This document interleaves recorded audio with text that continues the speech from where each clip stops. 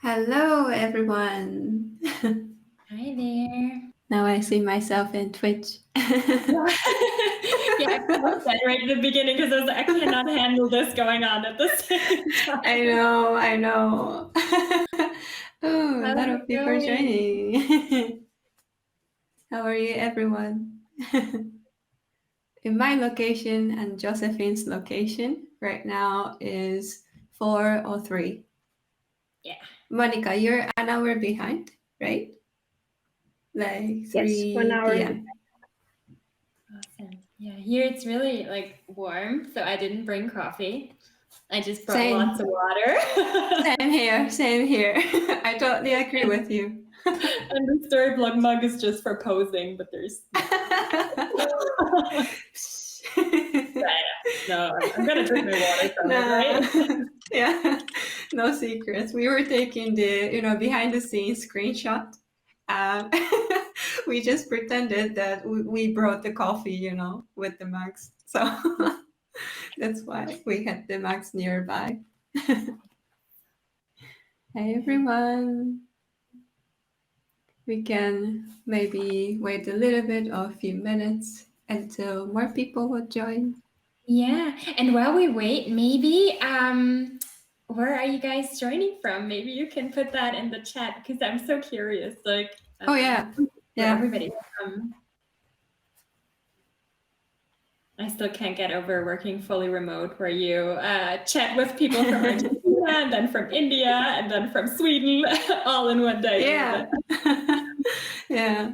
I think at Storyblok, because we all three work at Storyblok, we have like over 30 nationalities right now, right? Yeah.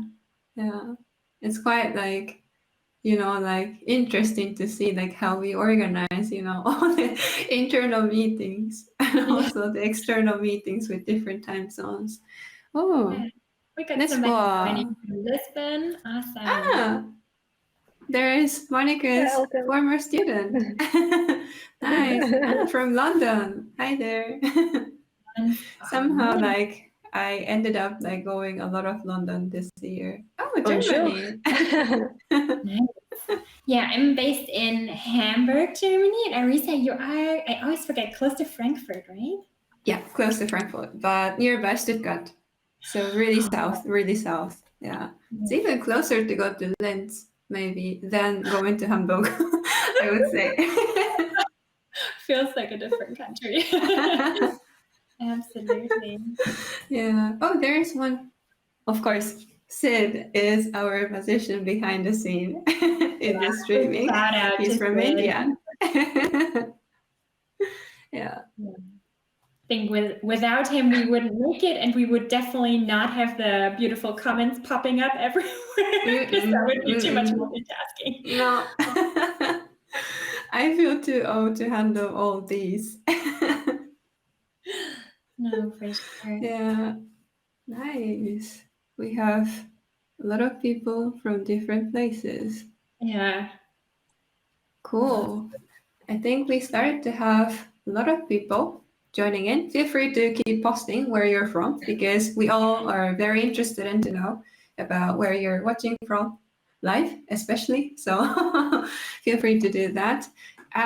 Since we started to have more people joining in, then I think we can generally like slowly start to give a background, like why we came up with this idea to start streaming. And yeah, also maybe like give a little bit of intro of ourselves. So maybe I can start from like giving some context about how we came up with this idea. So we all are actually like ambassadors at GirlCode. So GirlCode is an organization to provide education for women to change their careers, to become developers or study programming. So GirlCode is based in UK, but it doesn't mean that all the members are from UK. We have really a lot of different kinds of people joining from all over the world. And yeah, really coincidentally, all three of us at Storyblok joined as ambassadors, and we thought about maybe it's nice to have something like a monthly meetup to collaborate with them. And also like it's really important to share like what you have experienced before, how you had, for example, like some difficulties like at the time when you were studying, and also even after started to work. And yeah, because I always wish to have like some place where I could find like more people similar to me. And it was not easy, let's say like in a few years back. So we wanted to, like provide a place where people can find a similar kind of, let's say, group of the people, or to have, let's say, in general, like wider overview of many different perspectives and opinions, and basically like an open place to have a very open discussions. So that's how we came up with the idea. And if I missed something that we came up with the cool reasons, Monica or Josephine, you could help me. Yeah, I just thought, I mean, this was started because of GirlCode, obviously, but you don't have to be a member of GirlCode. You don't have to become one to join us here. It's absolutely not obligatory at all. Everybody's welcome here.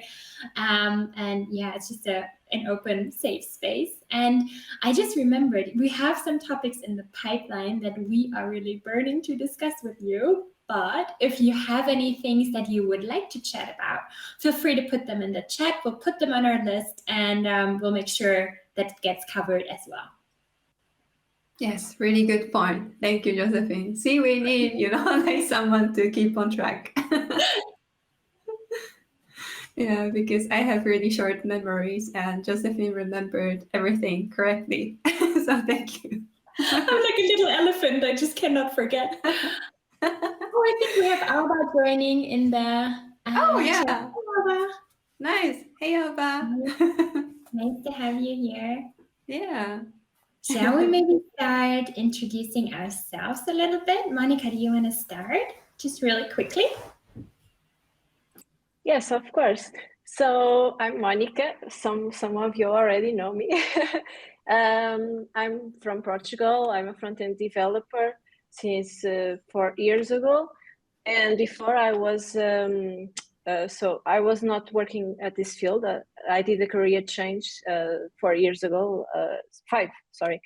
I am graduated in marine biology, and then I decided to just take a different course on my life, and I went for a web design course. And then the part that I loved the most was the programming part. So since then I never stopped, and that's why I'm finally here working at the same company as Josephine and Arisa. I think we all have similar experience of changing careers, which is very interesting in this. Funny thing, I also met Arisa before I started working at Storyblok in an organization called Front-End Foxes. So she was a mentor there, and that's why I connected with her on LinkedIn, and then I found out about the job on Storyblok. So everything is about connections, I guess. So next to Josephine, you can go next. Yeah, of course. Thanks, first of all, for the introduction, Monica. So my name is Josephine. I originally come from a communications/languages background. I studied that back in the day, and I was working in marketing, got fired, and I figured I want to do something else with my life where my job is a lot more safe, and I have a bit more of a craft. So on a whim, I joined the programming bootcamp here in Hamburg, and then I worked as a front-end developer for 2 years, and now I came to Storyblok, I think 6 months ago, where I can work on the DevRel team and basically combine the communication things now with the coding things, which I never thought would be possible. So that was a bit of an eye-opener. Yeah, Arisa, do you want to go next? Yeah. So I'm originally from Japan, but I was working my first career at actually an airline company because I used to be a flight attendant. So here was like totally different background back in the time.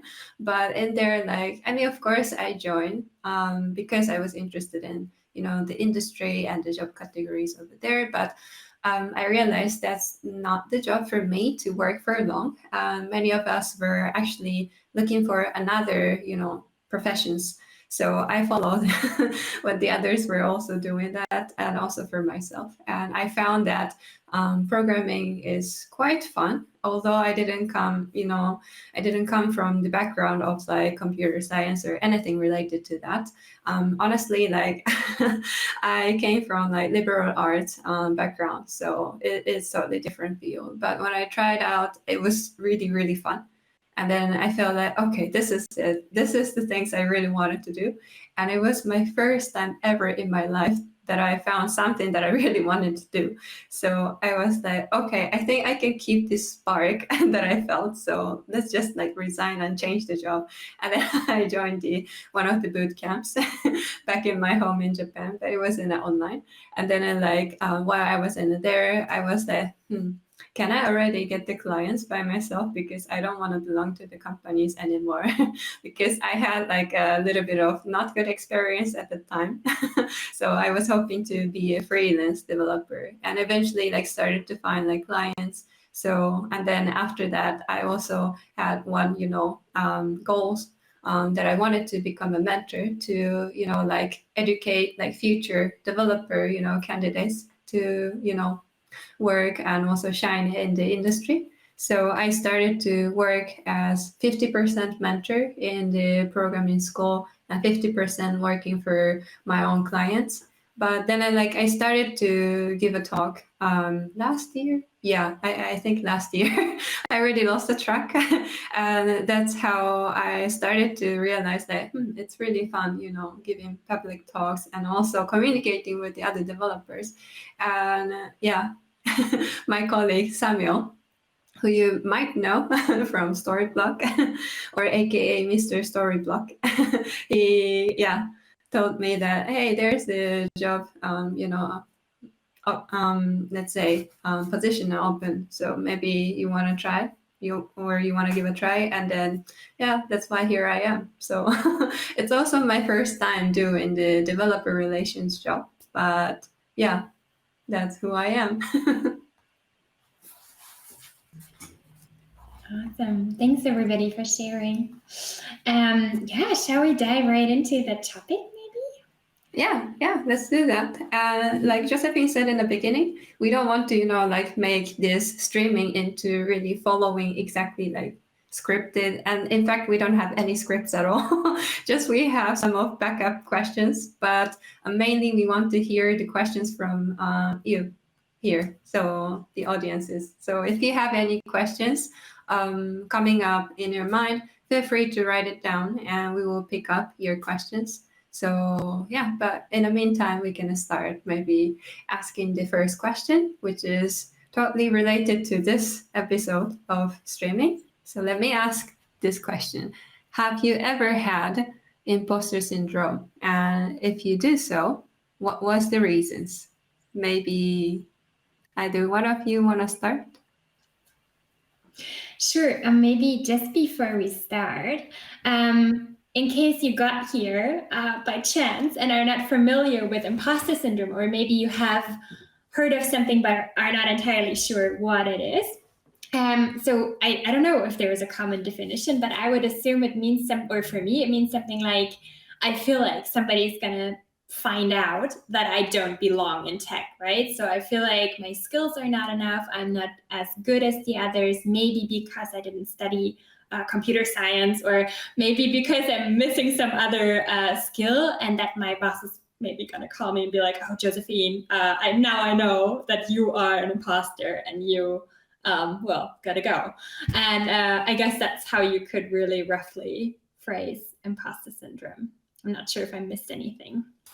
Yeah, I think I agree with you. And that's what I also understood what it is, imposter syndrome. Yeah. Yeah. Do you want to maybe Yeah, sorry, go ahead. Your question, because I completely derailed that. I'm sorry. No, it's quite important. It's quite important. Yeah. Yeah.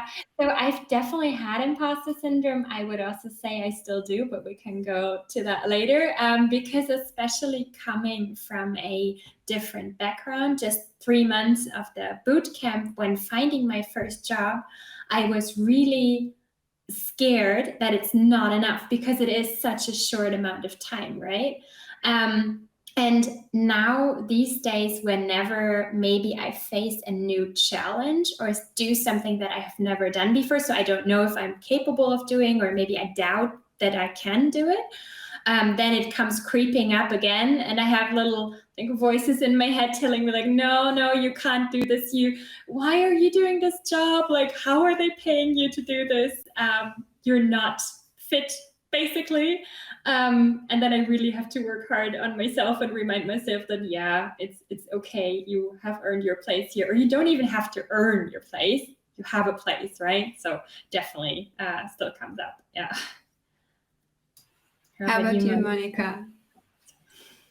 Yes, definitely. And I didn't know the name. I just felt that, like, I felt that I didn't belong in this industry, because I also did a career change. So I was like, I'm not good enough. So everyone who is working at this company knows about informatics, or the IT environment, or computer science, and I'm just like here doing styles. So I'm going to be fired soon. But I guess that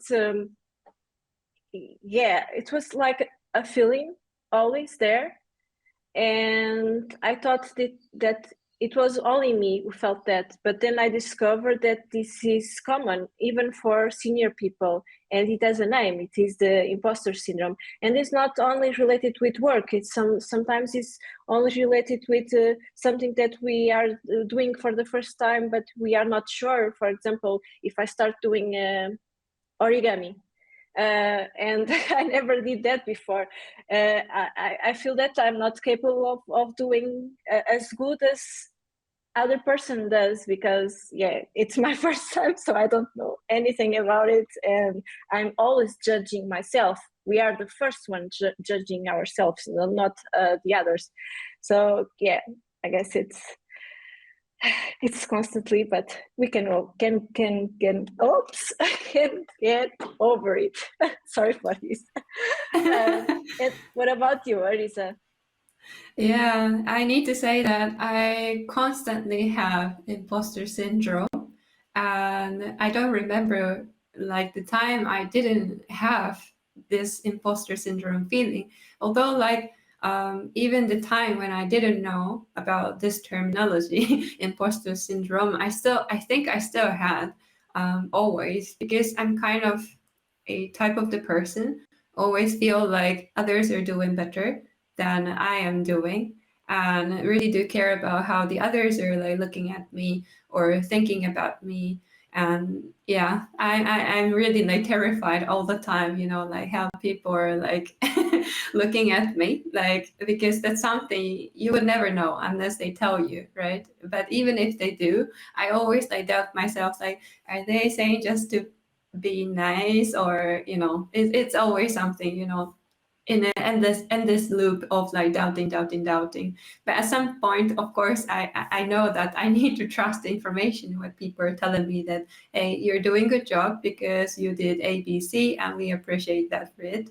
And if people say that, then I need to accept that, okay, I have these evidence, I did ABC, that's why they're appreciating what I have contributed, so it is okay. So I think the reason why like I get constantly imposter syndrome is because maybe like it's not always that you get the feedback for every single things that you do at work or whatever you do, let's say, to try to be better or try to contribute in anything. So that's why like I feel that did I do something wrong, did I do good, I don't know, can somebody tell me about it? But it's not always the case, right? So that's why I think I get imposter syndrome like constantly. And yeah, I think those are the reasons for that. But again, this also would be like really deeply related to like what kind of personality you have, what kind of tendency you have, and also could be something like the environment around you may, like make you feel like in this way. So there are a lot of little bit of complex things going on, but I'm sure that there could be something like not the clear solutions out there, but yeah, there could be like something that you could work on, or you could maybe like try it out to see how it goes. Yeah. You just said so many important things, like for example, how oh no, I'm completely blank. Of course, you said so many things that I was like, I have to say this and this and this, and now I don't worry about. You mentioned how you are looking for proof, right? And for me, that was one of the strategies, because I just saw somebody asking the question about the techniques, and I'm sure we can go into more detail on that later. But what you just said is, for me, the most important things. Like I look for proof to try and prove to myself, here's evidence that I don't completely suck at this. And I really repeat that to myself. I'm like, okay, so it worked here, it worked there, and it also worked in this situation. So trust yourself, right? If you don't trust yourself, trust others. Maybe they already employ you, or they gave you good feedback. And that's so helpful to keep like a backlog of things where you succeeded, to like keep proving that to your brain, that it has sometimes thoughts that are going away.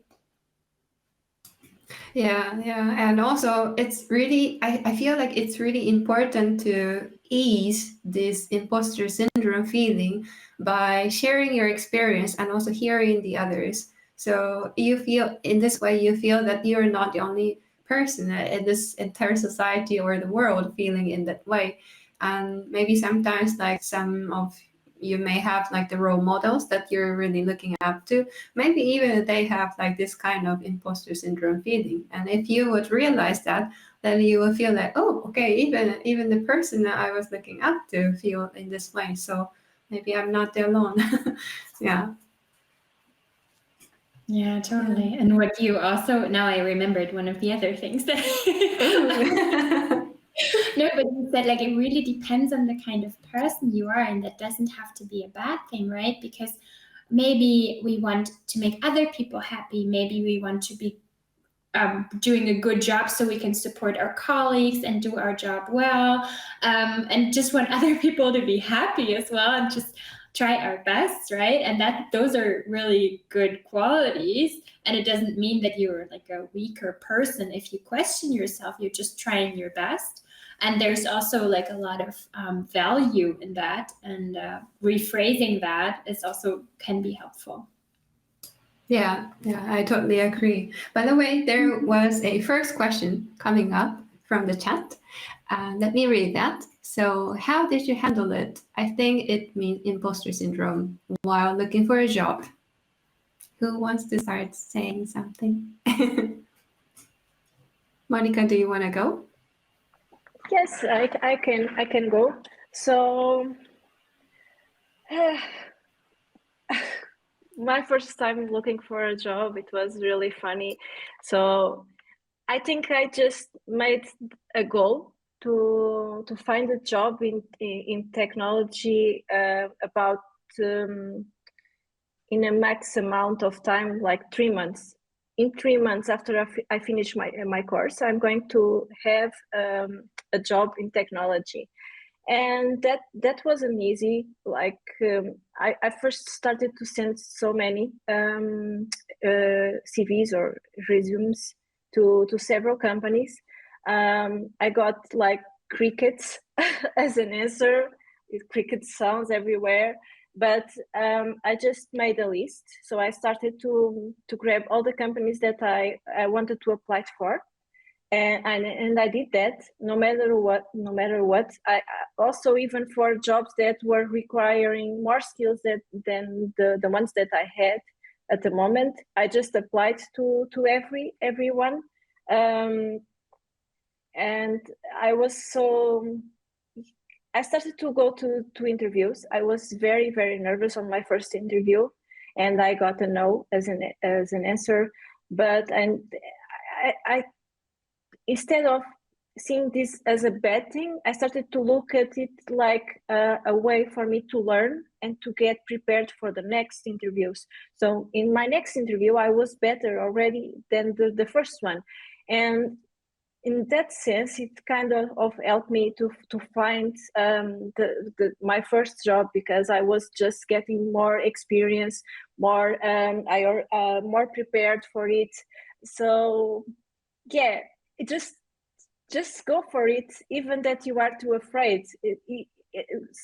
Everyone has to start somewhere. So and it's really funny that now there are companies that I applied on my first time, and they just ignored me at that time, but they are now hunting me down on LinkedIn, like, do you want to work at our company? I'm like, what?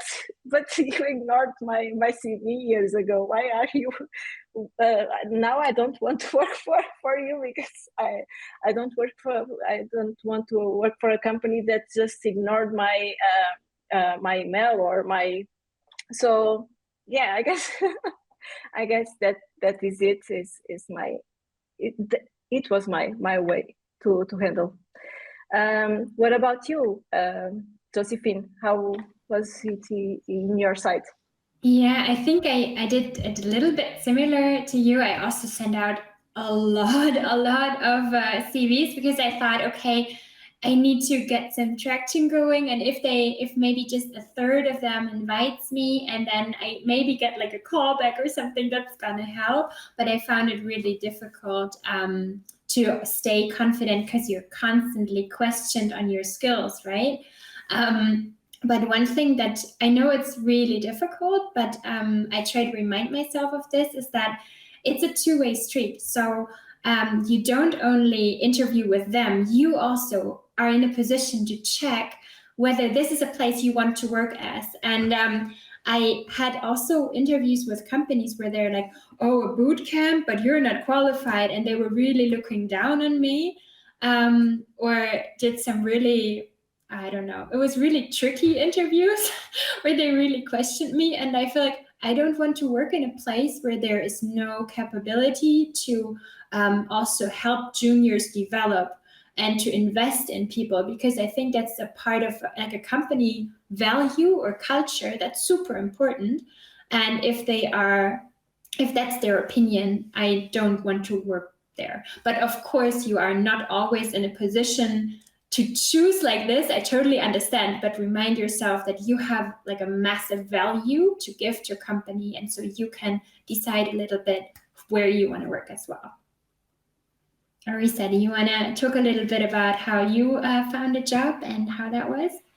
Yeah, sure. So as I said before, I constantly had the imposter syndrome, even while I was looking for a job. But in my case, I need to maybe like mention that I really prefer to stay at the time as a freelance. So for me, it was like maybe a little bit different kind of story, because I was not constantly looking for a job from, let's say, companies to belong in a team with several numbers of bigger, let's say, teams to build on some projects. So, but even so, I had a few times that I applied. And in my case was like, maybe at the time, like I was trying to define myself like, no, I prefer to stay in a freelance. So why I need to apply for it? I wouldn't do that. But at some point I realized that, okay, if I, like be picky about for what I'm gonna do or how am I gonna work, maybe I would miss like something important opportunity to gain my skills and experience a lot, because I started to see, like how bigger challenges that they're like receiving it in daily basis, and also they have the environment where they can learn from the others who are willing to teach, let's say, like the others. So I was like, okay, if I stay alone, then that would be quite let's say, like limiting my environment to gain my skills. So then I started to think in a different way at some point that, okay, maybe let's move on to start to apply for some job. And then I started to find jobs a little bit like in a later stage. And of course, it's not easy always. So I have received a lot of rejections. First of all, like in my case was like the first screening, means like the first interview always goes well, because I would love to communicate with the others. And I can see Josephine's reaction. Yes, yes. That's how I felt. And the thing is, like, when it comes to, let's say, the further stages of the interview process, then it was always difficult for me. And when I fail and receive the rejection emails, or even don't receive anything at all, means like a silence rejection, then yeah, my imposter syndrome like got worse. But for some reason I didn't like, make it even worse, because I was also like thinking in an optimistic way a little bit, that anyway, even if I don't get the job forever, I still have my current clients with me. And I'm also like teaching, like I was teaching quite some numbers of students at the time. So it was like nothing to lose environment, right? So I was like, okay, then maybe I could think in a way that I am getting the job interviews to gain my skills, not in a way that I really desperately like want to have these positions. Then if I could think in that way, and if I could even get the job, then that would be maybe, like even better for me, and I wouldn't, like hurting myself or my feeling a lot.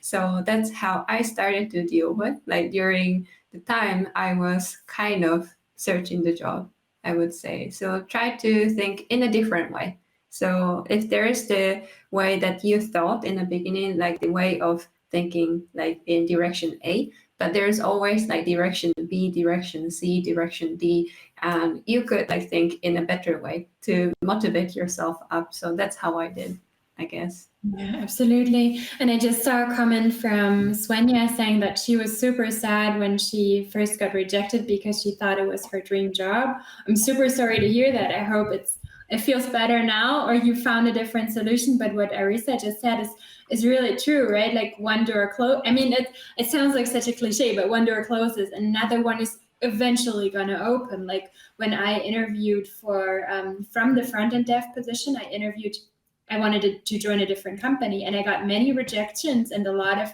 bad feedback, and I was feeling really shitty because I thought, now I worked for 2 years as a front-end dev and people still don't want me. Like, what am I doing wrong? And I got so frustrated. And then in the end, the whole I didn't know DevRel or developer relations was a position until I was talking to our now boss. And this opened up, and I could have never dreamed of it being so good. And of course, in hindsight, it's always easy to say like, oh, it's gonna get better, but it is gonna get better. Yeah, just it's tough. Yeah. And I want to add something to that, a detail for that. For example, I had a dream company that I wanted to work for, and I applied more than once, and finally I got an answer. They wanted to interview me, and it was hard. It was a very hard technical exercise that I needed to deliver. And in the end, I was able to get a job. But once I was there, I didn't like what I was doing. So even that was my dream job for a while, once I was there, I understood that wasn't what I expected for that company. So I just started to look for a different place to work after that. So I accomplished that. Even I got rejected several times, and then I just decided to went to a different direction. And sometimes things happens for a reason. It's a cliche, but it's true. It's because we are meant to be in another place or doing a different thing. So don't get like I'm not good enough. Maybe the company is not good enough for me. So see it in another way. Yeah. Arisa, you were saying? Sorry. Oh, no, I was focusing on the chats because there are a lot of like good, comments and also upcoming questions coming up. And also at the same time, I was also like trying to listen what you're telling us, the very interesting story. So yeah, I didn't, like try to interrupt or speak something. Yeah. Should we get back to before we forget, because there was also a really good question in the beginning about tips on how to deal with imposter syndrome. So if you have anything to share there. Mónica, didn't we talk about that earlier where you said you had like a coping mechanism? Yeah. Yeah, I was trying to get some more information before this talk because I was very curious how you both handle with imposter syndrome, if you have any tools. And also, I really want for Arisa to share something related with a blanket. Yes, I know. I know it's coming. That's the bonus story. Yeah. Yes, now you're Maybe hearing we the can bonus tackle story. that, and then how do you handle currently with that? But before, just share with everyone because it's too good to not share. Yeah. In the beginning, like before I shared the story in my company, I felt that maybe it sounds or looks silly, but yeah, why not? Let's do it. Maybe the others also would feel like, oh yeah, I feel the same. And the thing is, like, whenever like I give a talk like in online conferences, not in person, because that's something technique I cannot use, and you will see why. So whenever I speak in online conferences, regardless of the season, summer or winter, I always had to take the blanket with me and also the warm bottle, because when I get nervous, my hands and the feet are like extremely getting me cold and start to shake. So my voice would start to, shake that kind of. It's not funny to hear. So, like behind the scene in this camera, like there are a lot of tricks that I try to calm myself down to handle, things like that, or the nervousness, or try to look like more confident or normal way. And yeah, before I shared this story, I felt like maybe I'm the only person doing this trick and maybe the others don't do that. So I felt like, oh, it's a bit silly of me, kind of imposter syndrome feeling. Like I feel like less value because of my own perspective. But when I shared in the company Slack channel, we have a random chat. And it was like really unexpectedly, there are a lot of like comments that, oh, I also have that. Oh, I wear socks even in the summer, stuff like that. So I was like, oh, I'm not the only person. Then it was really worth sharing it. That's what Mónica was saying. Yeah. You know what? When you shared that story, I had literally just joined Storyblok, and I saw you as this like famous person who gives all these talk and writes all this content, and it is like super out there and seems super confident. And I was the entire time like, how am I gonna do this? This is so scary. And then I saw you share this, and I was like, oh, there are other people who feel the same. I was so relieved. So it's always good to share because then other people feel like more human, I guess. Yeah. You need to find the others are also human, not the complete perfect robot or the person. It's actually a human. So they're always like something. They need to have some tricks or techniques. Totally. Yeah. How about you two? So I actually made a little list of things because, well, there are always lists in my life, but I made a list of things to do. And I think it's very personal what works for you, right? So what you already mentioned is really cool, like having your own rituals when imposter syndrome kicks in. So that you can come back to a routine that's going to really help ground you, make you less nervous. And what that is, like setting up like a comfy situation with blankets and a hot water bottle is one thing, but it could also, like for me, it's if I get nervous before a talk, I go out for a walk. I'm not going to prepare anymore. I'm just going to go out, no phone, no nothing, just like try to like get a bit calmer. Talking about it openly, like we already mentioned, like when you address the elephant in the room and that you're nervous, you're gonna find other people who are also in the same situation, and it's gonna make it easier to deal with it. The one that we already mentioned, like checking for proof, like for me, that's super helpful to look for evidence. And you can, I mean, especially when you're really doubting yourself, it's going to be hard to think of yourself like this superhero from one day to the other. But what you can do is practice in small steps, right? So maybe you don't think superhero yet, but you think, okay, I'm okay at my job. I'm doing my job 80%, 100%. I try my best. Today I tried my best. Maybe you don't think I did an amazing job, but you tried your best. And that way you teach yourself to think in these positive thoughts, and that can also be really helpful. I found for myself, it's really personal. Mónica, what did you find on your quest for things to do? Okay, so I guess sometimes I am already doing that, but I don't think that is ideas for to overcome the imposter syndrome. I see it as something that I do in my daily basis that it kind of helps. One thing is, for example, I have a list of my accomplishments this year. So I know in my bad days that, okay, we all have bad days. We all have days that we feel like very shitty.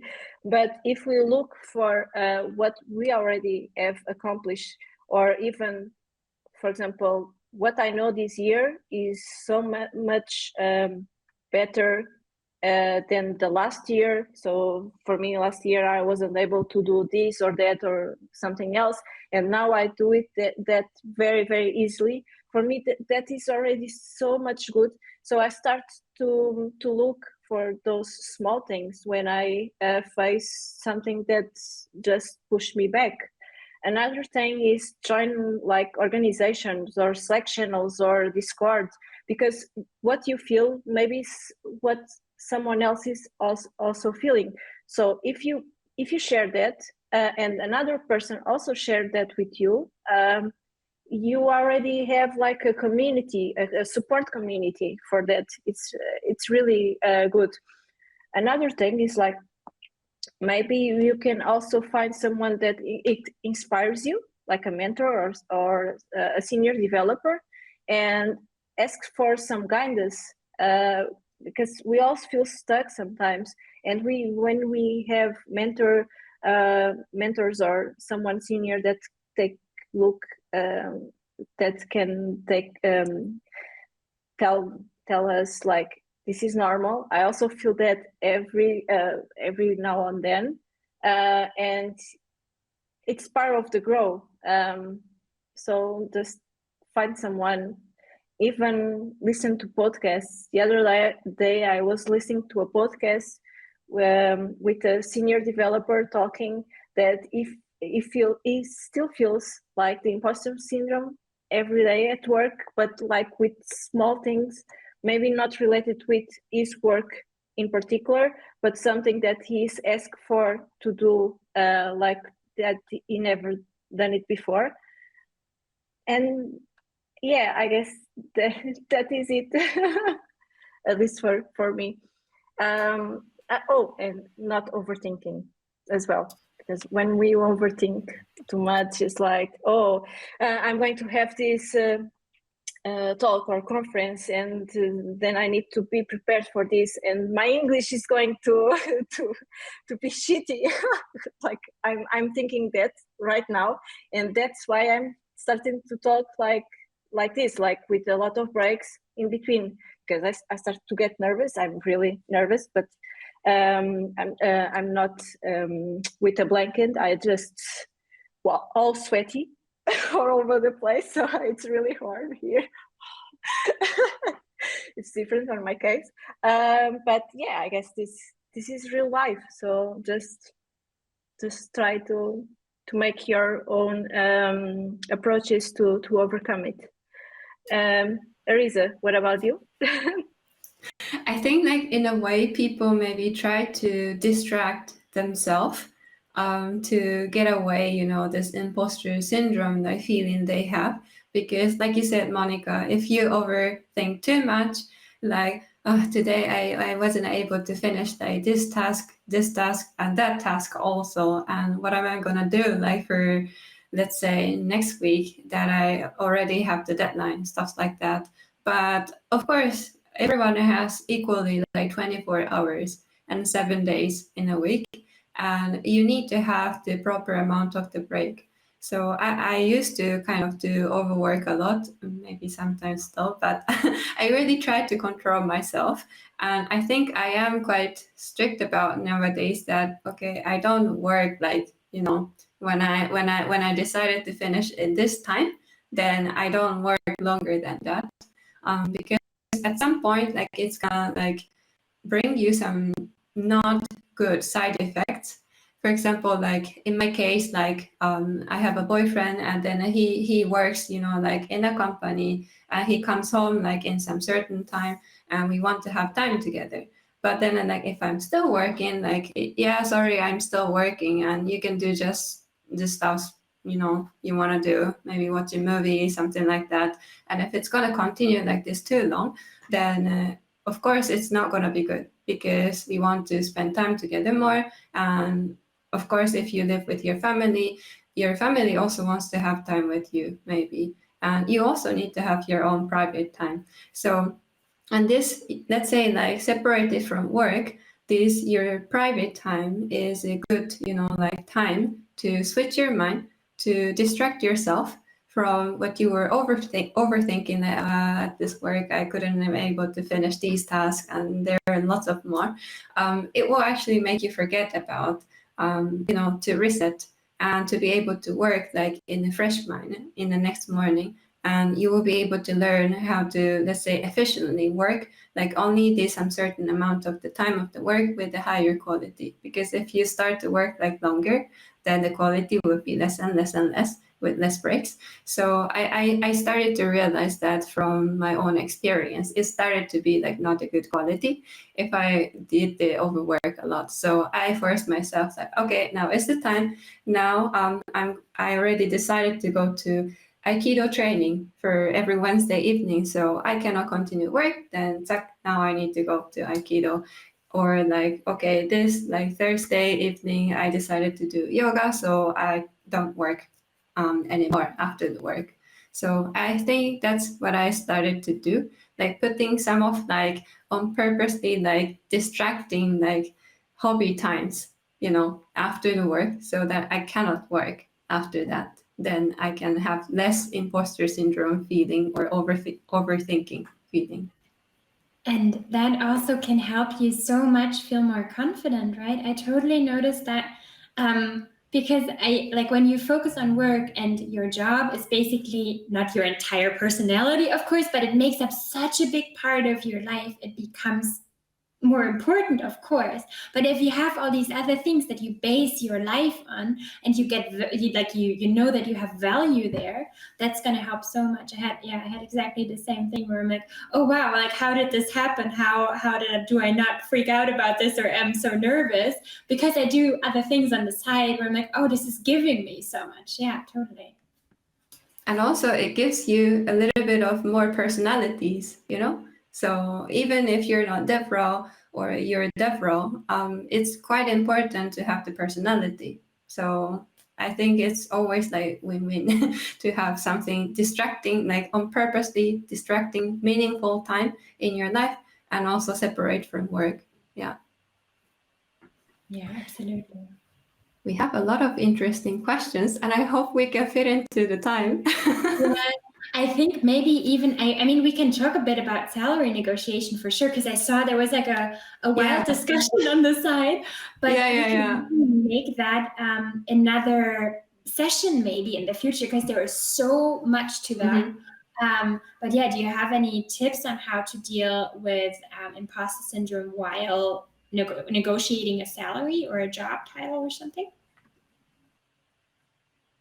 I would say like I'm not the best person negotiating the salary. So you can hear as just one of the examples that you might feel like similarity to you.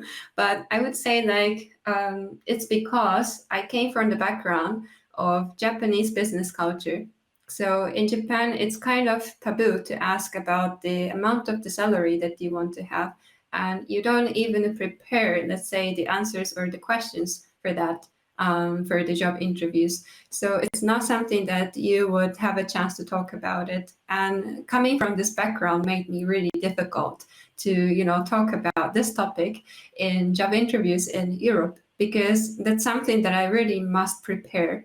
And I didn't know about it while I was applying the jobs in Germany here. So I was like, oh, and like the very first, like, let's say, interview or the emails conversation that I've ever had, I really got confused because I didn't know about it. And I learned that it's very important and now you really need to do.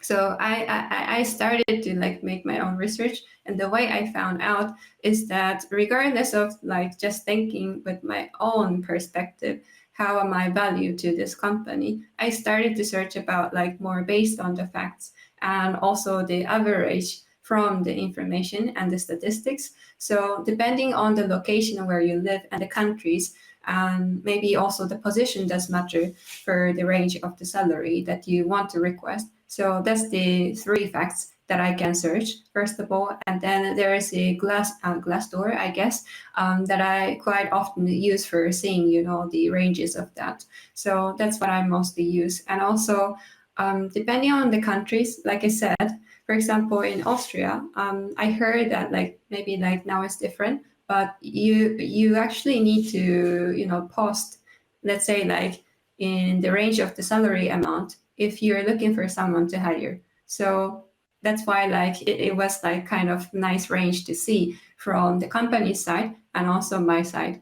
So that's also some other information that you also can look into it. So instead of, like judging my own values with my own very personal perspective, I started to like search from the statistics and the facts that I can, find for myself, because that's not something that the other people would have the different opinion. That's something would nothing change, within the others. So that's how I do. Yeah. What about you, Josephine? Yeah, I did the same because I was always feeling like, okay, all of this is so much money. Like, how do I like, right? Like every amount is like weird and abstract. So how do I put a value to my time and my job, especially in comparison to others? And I was working at a company where we later found out that there was a really large gap in payment for women and for men, even though we had exactly the same qualifications and the same job titles, responsibilities, and everything. And I have to say, like, for me, that was really an eye-opener. And ever since, I have gotten a bit more demanding, I would say, because for me, that would be about fairness, right? Like, if I do the same job, I want to be paid the same. And if there's a difference in qualification levels or in responsibilities, I totally understand that there are different levels, but the same job deserves the same pay. And ever since I feel like I was mistreated in a way, or many of us were, I try to go in with a higher expectations, because the companies, unless they're like really small, they will negotiate you down anyway. They're not going to pay more than they have. So you don't have to worry so much about taking money from somebody who doesn't have it. They're only going to pay you as much as they think you're worth. So dare to ask for more than you would think, and you're going to be surprised at how much you get out of that. But yeah, I think especially culturally, and then you can't really talk about it to everybody, and it's a really touchy topic. But try to, again, find people in your industry who can give you a reference, even if they don't want to say how much they personally earn. They can give you a rough estimate of what could be normal in that industry or in that company. That really helps. Mónica, do you have any tips apart from that? I think you both already tackle everything, but it's mainly that. So don't be shy to ask your colleagues or friends what are they getting, because sometimes they even start to think also for themselves, like, should I get a raise or not, based on also the feedback that you give to them. It's really important to know what not only the country itself has established for that role, but now with remote, for example, we have a lot of companies hiring from a different place of, at least for Europe, for example, and they can offer you a bigger salary. So you can also negotiate with that, not only based on what you suppose to get in your own country, but also based on the same role for our other countries in Europe. Another thing is also, at least I learned a lot while I was in the different interviews. So I was almost in the final process, and then I just asked for a value, and I got feedback on which different company was offering for that role and what they were taking in consideration for that. Some companies only look for your graduation, if you have this or this course, if you have I forget the name, higher degree or not. Yeah. Other companies don't care about that. Other companies also want to know about your soft skills, not only the technical skills, because technical skills can be learned on the job. So try to also bring your soft skills to the interview itself, to bring your value as a person, not only as a worker, as a developer, but also like I can bring, like I love to connect with colleagues. I'm easy to work with in a team. That kind of stuff, that is really, really important. For example, I don't know, I like to write documentation and tutorials, so that's also important. And some companies take a lot of that in consideration, and based on that, they also offer you more. So just try out. But one thing, just also be humble. Don't just like, oh, I'm super good at this, so I'm going to ask for so much more, and then you are going to lose that opportunity based on that. So just aim, but like in not too big as well. Not too big. Yeah, of course. I sometimes feel like we all need a push to be a bit more demanding. So I'm like always cheering for that, but it's really good that you call that out, because of course there's a limit to the madness. Yeah, for sure. So true. Yeah, I always need to find some like middle like point where it's really naturally fitting. And I believe that salary negotiation, I mean, this term in itself includes the word of negotiation, but for me, it's more of like a fair discussion. So I think if you bring in a way that I want to discuss to, like see the company side of perspective, how the values of mine has changed like in this like past few years, and from my side, then I think you feel like, okay, you're trying to like talk in the equal way, and also the company also will see you that this person is not like being like, oh, I'm super confident, you should pay me more. Stuff like that. Yeah. No, absolutely. But especially if you already know about yourself that you're prone to like think less of yourself, these things can really help. That Mónica and Arisa just mentioned, like look for a reference, ask somebody, and just try to find your way around. You can also, if you don't want to ask for more money, some companies also negotiate holidays, like paid time off, or maybe other perks, or maybe working a little bit less hours or something. So it doesn't all have to be about the money. Of course, the salary is important, but there are some other factors that maybe you can negotiate, which you might be a bit more comfortable with. Yeah, I totally agree with that. There is another interesting question, which I really wanted to bring up in here. It says like, how do you distinguish between just having imposter syndrome and actually being bad at your job? This is very interesting because, of course, there is some line that you need to know. Like, is it really imposter syndrome and you're actually doing a good job? Or is it the both, like having an imposter syndrome and at the same time you're not doing good?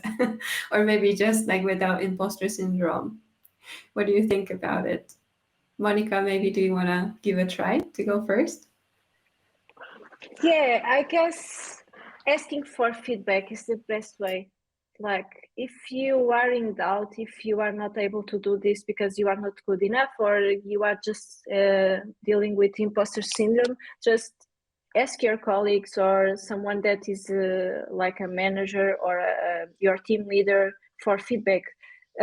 Companies already are starting to have like a platform where you can just give feedback to your peers, and then you can improve and grow based on that. It's really important for me to always ask for a company if it is also included like a growing pet in there. But I think it's the best way, and it's sometimes it's not only. So I want to just to bring this up. Sometimes it's not only our fault, but when we are like very junior, we should have someone senior to help us out in our growing pet. And what happens is that sometimes there is too much work, and we are in a project where the client wants that feature finished in a certain amount of time, and we start to work on it.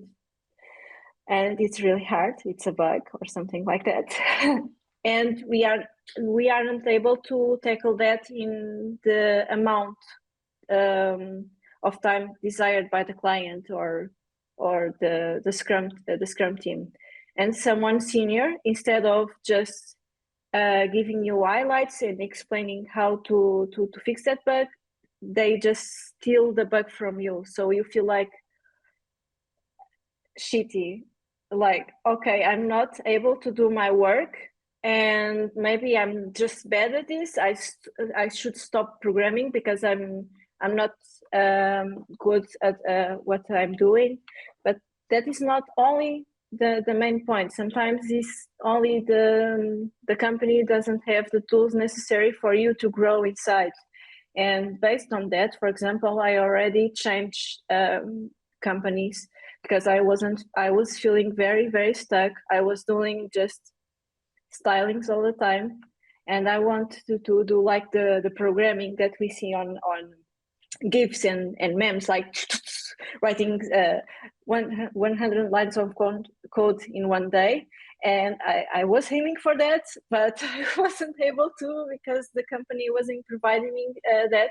So I just changed to another one, and now I'm able to have, like, for example, a bug during 2 days, but I'm able to kill that bug and to deliver my work.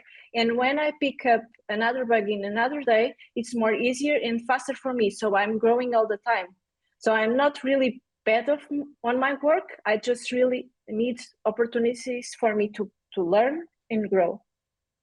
That's I wanted to share that. That's really good point. And by the way, like based on what Monica was talking about more in depth, like how you were aiming to work and also wanted to challenge yourself, Daniel wrote in a comment, like if you struggle for maybe more than 15 minutes of your task, don't feel bad to ask others for, you know, their perspective, and sometimes talking to out solve it. It's like rubber duck, you know, debugging, I guess. I actually do that, you know, like sometimes when I really got stuck on something and need some other person's perspective, then I just like randomly like texting to my colleague like, hey, do you have a minute? And then I ask for a very quick rubber duck debugging, and it magically solves the problem really. So I also like used to tell my students when I used to teach front end, and like if you stuck in like 15 to 20 minutes, you set the time, or you set the alarm that being able to realize that you were spending this much of amount of the time, and means that you do not have yet the knowledge about these information, or do not have the idea yet to solve that. So it's faster and better for you to ask for help. So I think it's really important skill, like knowing like when to ask for the help and not feeling too bad to ask for the help. Yeah. Yeah, and especially Monica, what you just said about like it's a company's fault if they don't have the capacity to help junior devs, because that's the entire position of a junior dev, right? It's okay not to know things, it's natural. And so if people give you the feeling that you should, then they have to rename their positions, right? Because then it's not a junior, then they're looking for something else. Because that's so important. And I feel like that's really creating a lot of issues for many people starting out in web development, that they get the impression that they are supposed to know, even though it's perfectly normal to start somewhere. I mean, we all have to start somewhere. Yeah, it's really important to, know like how the environments around you are like fitting. Let's say like, what do you want to achieve? And also if you will be able to have like enough help from that. And I also wanted to ask you, Josephine, like how do you, like Monica was answering the question from like, how do you distinguish, see the difference between you just have the imposter syndrome or the case like you're really being bad at, of your job. Do you have like anything you would like to answer to that? I was really happy that Monica took the first try, because I'm sometimes asking myself that still. And the point about the feedback is a really valuable one. I think that's already going to help so much. And then, of course, again, like for me, that's really like looking for evidence. Like, is there proof that I'm bad at my job? Have I received like recently really negative feedback, or did I maybe, I don't know, get a warning or something? And you can look for these things and check for yourself, like, is there evidence? I'm like working as a detective, is there evidence? So and if not, then like try to like take a step back from that. And I think oftentimes people have imposter syndrome who try really hard to be good at their job, and that's already such a good attitude. So often when we think about this, it's likely that we're not entirely bad at our job. There will always be some things that we're better at and some that we are maybe not so good at, but we're all still learning, right? So that's just natural. Arisa, do you have some secret tips that I can remind myself of when I come up with this question again? Well, I hope it would be something useful or helpful info, but what I try to kind of like knowing the difference between is that it's hard to, like put this task only on my own. So means that I only would be able to have my own judgment or perspective to know about it. So I don't want to, have a very, only one person's limited way of thinking. It does matter a lot to have the feedback from the others.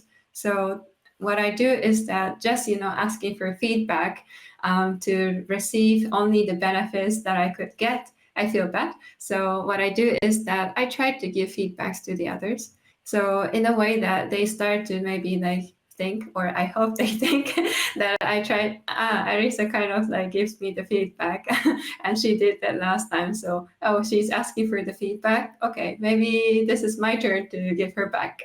So I try to I don't know. It's not like give and take or stuff like this, and it's totally okay that if you're like very being busy and don't have time to give feedback for the others, that's no problem, because that's what it means to, like work in a team. So the others who have time and also want to contribute for developing your skills will be able to give you the feedback. So that's totally okay. And it's not the bad thing to, give feedback each other.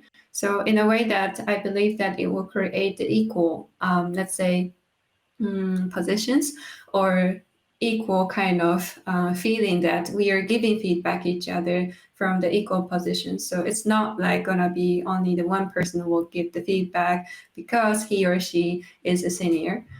So that's how I try to create the better environment for me and for the others to know. And in the feedback, you can put like the honest opinion, and it's just a matter of the words, you know. Even if it's like the negative feedback that you really, really critically should fix it, you still can say like in a nice way.